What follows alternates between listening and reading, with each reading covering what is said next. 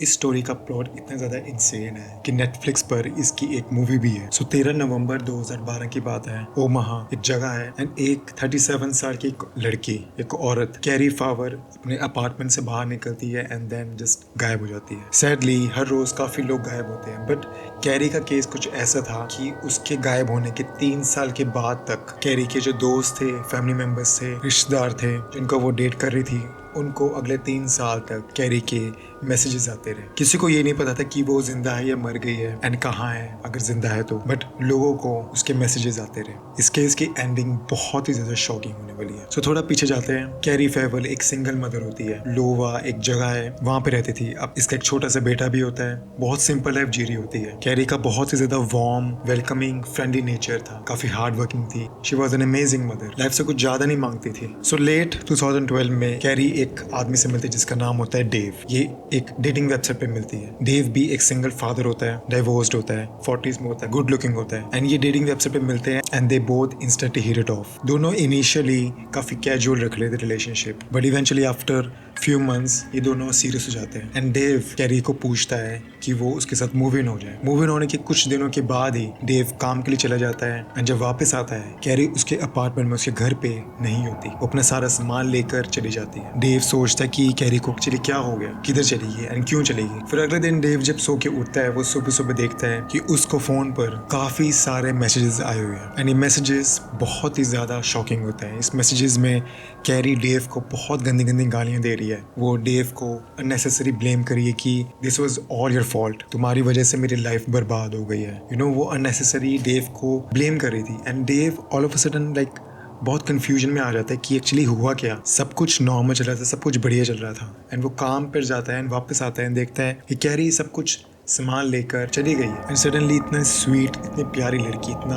अच्छे नेचर की लड़की एंड सडनली ये अचानक से कर्व बॉल था उसका ये बिहेवियर देख के। डेव कैरी के घर जाता है अगले दिन, बट वो वहाँ पे होती ही नहीं है। फिर दिन जैसे जैसे निकलते हैं, दिन निकलते हैं, हफ्ते निकलते हैं, महीनों निकलते हैं। Every single day Carrie Dave को ढेर सारे मैसेजेस कर रही है एंड ये मैसेजेस दिन पे दिन बहुत ही ज़्यादा गंदे हो जा रहे हैं, बहुत ही ज़्यादा इंटेंस हो रहे हैं। साफ साफ पता लग रहा है कि कैरी किसी न किसी बात को लेकर गुस्सा है। वो डेव को धमकियाँ दे रही थी, उसको मारने की धमकियाँ दे रही थी एंड कैरी की जो मदर होती है उनको भी कैरी बहुत गलत तरीके के मैसेजेस भेज रही थी। बट जो उसकी मदर होती है, कैरी की मदर होती है, वो कन्विंस नहीं होती। उनको लगता है कि ये लड़की मेरी बेटी नहीं है, शी इज समवन एल्स। उनको लगता है ये जो टोन, जिस टोन में बात कर रही है, ये उसके टोन है ही नहीं। सो 3 दिन के बाद जब कैरी डेव के अपार्टमेंट से गायब हो गई थी, उसके 3 दिन के बाद कैरी की मदर होती है नैन्सी, वो पुलिस के पास जाती है एंड मिसिंग रिपोर्ट लिखवाती है। वो बताती है कि मेरी बेटी पिछले 3 दिनों से गायब होगी एंड सडनली ये मैसेजेस आ रहे हैं। ये मेरे को 100% डाउट है कि ये मैसेजेस उसके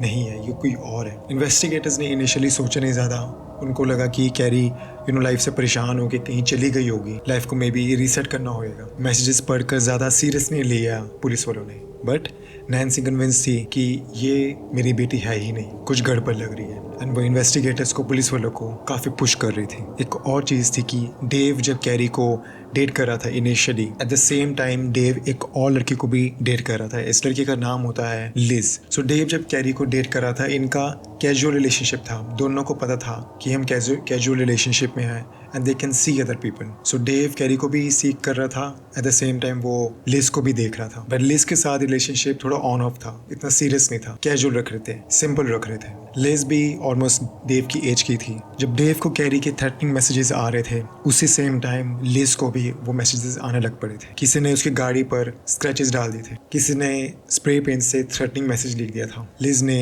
वैंडलिज्म ऑफ प्रॉपर्टी के बारे में भी पुलिस को रिपोर्ट किया था एंड सबसे ज़्यादा वर्स्ट क्या था, जब कैरी ने लिज के घर आग लगा दी थी। लिज के पास 4 पेट एनिमल्स थे, सभी उस आग में मर गए थे। सो सभी लोग परेशान हो रहे थे। डेव, कैरी की मदर, लिज, समझ नहीं आ रहा था कि कैरी को हो क्या गया। हर किसी को एवरी सिंगल डे ढेर सारे मैसेजेस आ रहे थे कैरी से एंड इवेंचुअली डेव ने एक्सेप्ट कर लिया था कि उसको कैरी मैसेजेस भेजती रहेगी। डेव ने नंबर भी चेंज किया, अपने ईमेल एड्रेस भी दूसरा बना लिया था, बट स्टिल वो ईमेल्स, वो मैसेजेस आते रहे।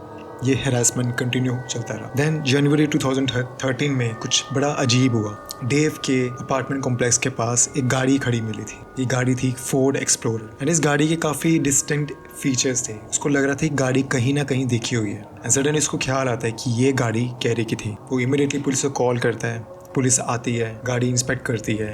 टर्न्स आउट गाड़ी के सीट के नीचे खून के धब्बे मिले थे, निशान मिले थे एंड इमीडिएटली ये खून के धब्बों के सैंपल्स फोरेंसिक जाते हैं एंड टर्न्स आउट ये कैरी के ही खून के धब्बे होते हैं। अब इस केस ने पूरा एक नया डायरेक्शन ले लिया था। देव ने देखा कि कैरी की गाड़ी मेरे घर के बाहर खड़ी हुई है, मेरे अपार्टमेंट के बाहर खड़ी हुई है, बट कैरी नहीं है एंड कैरी के खून के धब्बों के निशान मिले हैं। अब इन्वेस्टिगेटर्स को केस को एक नए एंगल से देखना पड़ना था। कैरी के अकाउंट से इतने सारे मैसेजेस आ रहे थे, समझ नहीं आ रहा था कि शुरू कहाँ से करें। क्या वो मिसिंग है, क्या वो मर गई है, किसने उसको मार दिया है, किसी चीज़ की सेंस नहीं बन रही थी। धीरे धीरे ये केस ठंडा होता गया। 3 साल निकल गए। फिर लेट 2015 में कुछ ऐसा होता है जो ये केस क्रैक कर देता है। बहुत ही अनएक्सपेक्टेड चीज़ होती है। लिज 911 को कॉल करती है एंड बोलती है कि उसको किसी ने गोली मार दी है। पुलिस वगैरह आती है, लिज देखते हैं कि लिज वुंडेड है। ऑफिसर पूछते हैं कि आपको कोई डाउट है किसने किया होगा एंड लिज कहती है कि डेव की जो एक्स वाइफ होती है एमी, उसने ये गोली मारी है एंड वो ऑफिसर्स को बताती कि आई एम प्रीटी श्योर कि एमी ने ही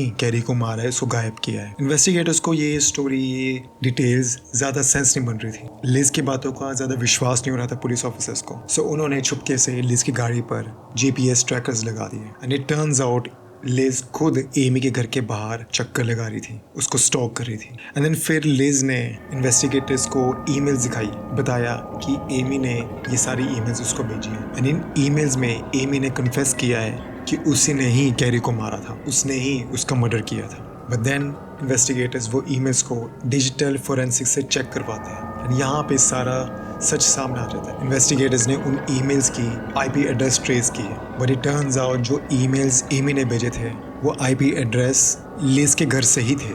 लिज ने खुद एक फेक अकाउंट बनाया था by the name of Amy and Amy के अकाउंट से वो अपने रियल अकाउंट में ईमेल्स भेज रही थी। सो लिज ने एक फेक अकाउंट बनाया था by the name of Amy and Liz ने अकाउंट बनाया था by the name of Carrie as well. So इतने सालों तक कैरी जो इतने ढेर सारे मैसेजेस एंड ईमेल्स भेज रही थी वो एक्चुअली में लिज थी। सो वो लिज ही थी जिसने 3 से 4 साल तक डेव को हैरास किया, उसके ऊपर झूठे इल्जाम लगाए। बट सबसे चिलिंग पीस ऑफ एविडेंस बाद में सामने आया था। डेव के पास एक पुराना टैबलेट था जो उसने लिज को दे दिया था, वापस कभी रिट्रीव किया ही नहीं। जब इन्वेस्टिगेटर्स लिज का घर इन्वेस्टिगेट कर रहे थे तो वो टैबलेट भी आया था एंड इस टैबलेट में डिलीटेड फोल्डर में एक फोटो मिली थी। ये फोटो एक पैर की थी एंड ये पैर डिकम्पोज स्टेट पे था एंड उस पैर पे एक चाइनीज टैटू भी बना हुआ था एंड ये फोटो एग्जामिन करने के लिए दी गई थी एंड इट टर्न्स आउट ये पैर की फोटो कैरी की थी। किसी ने कैरी की पैर की फोटो ली थी एंड वो टैबलेट लिज के पास था। 22 दिसंबर 2016 को 4 साल के बाद जब से कैरी गायब हुई थी, लिज को अरेस्ट कर लिया जाता है फॉर फर्स्ट डिग्री मर्डर। मई 2017 को ट्रायल में लिज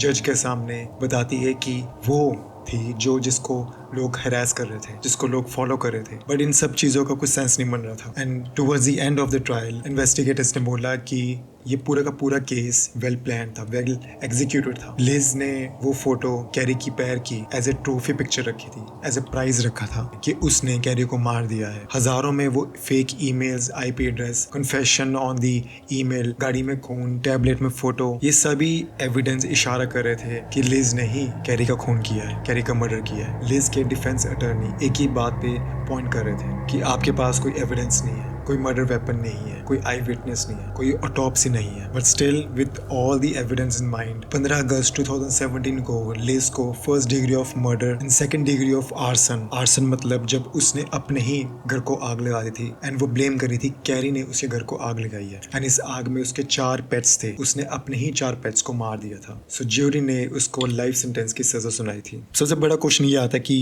कैरी गई कहाँ पर थी, किसी को नहीं पता। लिज से पूछा गया था बहुत बारी, बट उसने बताया कि उसने खून किया ही नहीं, उसको नहीं पता। कैरी की फैमिली अभी भी उसको ढूंढ रही है। इनफैक्ट लोवा में आईटी स्टूडेंट्स थे जिन्होंने एक मेमोरियल स्कॉलरशिप बनाई। 2024 में नेटफ्लिक्स ने एक डॉक्यूमेंट्री भी बनाई bye the name lover, stalker and killer. अब क्वेश्चन ये उठ रहा होगा कि ये लिज ने किया क्यों? It's obvious, it's because of jealousy. Liz को एक्सेप्टेबल नहीं था कि डेव कैरी को भी डेट कर रहा था। अब लिज से पूछा जाए कि कैरी को मारने के बाद क्या डेव उसके पास दोबारा आ जाएगा? सो गाइस, मैं ऐसे ही मिस्टीरियस, स्ट्रेंज, इंटरेस्टिंग स्टोरीज मैं अपने चैनल पर डालता हूँ एवरी single week. अगर आप इंटरेस्टेड हो, make sure to join me. Until then, stay safe and take care.